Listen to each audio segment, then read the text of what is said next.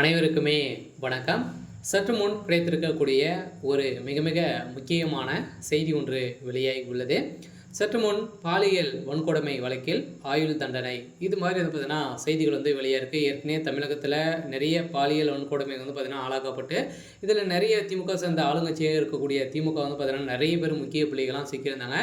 So இதே மாதிரி இப்போ பார்த்தீங்கன்னா பாலியல் வன்கொடுமை வழக்கில் அதிரடியாக பார்த்தீங்கன்னா பிரிஜ்வால் ரேவண்ணாவுக்கு பார்த்தீங்கன்னா ஆயுள் தண்டனை வழங்கி கோர்ட் பார்த்தீங்கன்னா அதிரடியாக தீர்ப்பளித்திருக்கு. இந்த தீர்ப்பின் அடிப்படையில் தான் இப்போ அதிரடியாக பார்த்தீங்கன்னா பிரிஜ்வால் அவர்கள் இப்போ மேல்முறையீட்டு இட்டிருக்காரு. அதே மாதிரி நிறைய மாநிலங்களில் பார்த்தீங்கன்னா தமிழகத்தில் ஒரு மிகப்பெரிய மாற்றங்கள் ஏற்கனவே அண்ணா பல்கலைக்கழகத்தில் நடந்த பாலியல் தொந்தரவின் அடிப்படையில் இப்போ அதிரடியாக சுட்டி காட்டி இப்போ நீதிமன்றத்துக்கு பார்த்தீங்கன்னா இப்போ ஒரு சவாலாக இருந்திருக்கு. இதன் அடிப்படையில் இப்போ பிரிஜ்வால் அவர்களுக்கு பார்த்தீங்கன்னா வாழ்நாள் முழுவதுமே சிறை தண்டனை விதித்து அதிரடியாக தீர்ப்பு வழங்கக்கூடிய நிலையில் பெரும் பரபரப்பை ஏற்படுத்தியிருக்கு.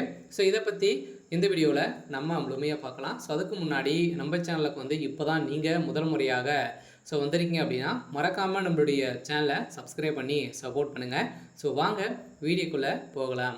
பார்த்தீங்கன்னா கர்நாடகா மாநிலம் அசாம் பாராளுமன்ற தொகுதியில் முன்னாள் எம்பியாக இருந்தவர் பிரிஜ்வால் ரேவண்ணா. இவர் பார்த்தீங்கன்னா ஜனதாதளம் கட்சியை சேர்ந்தவராக இவர் முன்னாள் பிரதமர் தேவகவுடாவின் பேரன் ஆவார். இவருடைய தந்தை முன்னாள் அமைச்சர் HD ரேவண்ணா. அவர் இந்த நிலையில் கடந்த ஆண்டு ஏப்ரல் 26 பிரிஜ்வால் ரேவண்ணா என பல பெண்களை நெருக்கமாக இருக்கும் வீடியோ வெளியாகி பரபரப்பை ஏற்படுத்தியிருந்தது. இந்த பரபரப்பின் அடிப்படையில் இப்போ அதிரடியாகவும் பார்த்தீங்கன்னா தண்டனை சட்டத்தின் பிரிவு 376/2K என்ற கீழ் பார்த்தீங்கன்னா குற்றஞ்சாட்டப்பட்டிருக்கக்கூடிய நிலையில் இது மோசமான பாலியல் வன்கொடுமை, பாலியல் துன்புறுத்தல் மற்றும் குற்றவாளி மிரட்டல் தொடர்பான குற்றங்கள் தொடர்பானது. இந்த விவகாரத்தின் வேலைக்கார பெண் உள்ளிட்ட 4 பெண்களை பாலியல் வன்கொடுமை செய்ததாக பிரிஜ்வால் ரேவண்ணா மீது பார்த்தீங்கன்னா சிறப்பு புலனாய்வு குழு அதிரடியாக ரைடு நடந்தது. இந்த ரைடின் அடிப்படையில் போலீசார் வழக்குகளை பதிவு செய்திருந்த நிலையில் அப்போது தலைமறைவாக இருந்த பிரிஜ்வால்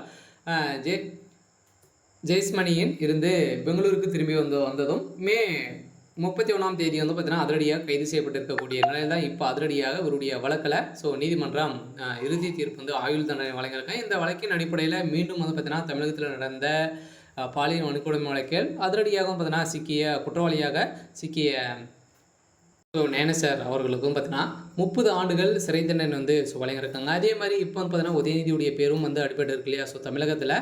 இவர்களுக்கும் பார்த்தீங்கன்னா ஆயுள் தண்டனை வழங்கணும் அப்படின்ற மாதிரி பார்த்தீங்கன்னா இப்போ ஒரு புகார்கள் எழுந்திருக்கு.